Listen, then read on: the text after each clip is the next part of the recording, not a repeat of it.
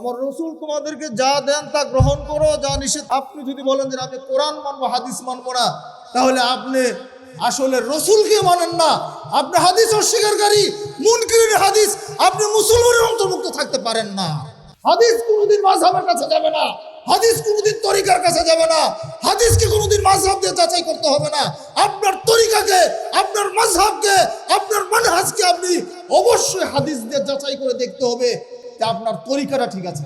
যে ব্যক্তি আমার আনুগত্য করবে সে জান্নাতে যাবে, আর যে আমার অবাধ্যতা করবে, আমার আনুগত্য করবে না, সে জাহান্নামে যাবে। সে হচ্ছে আমার।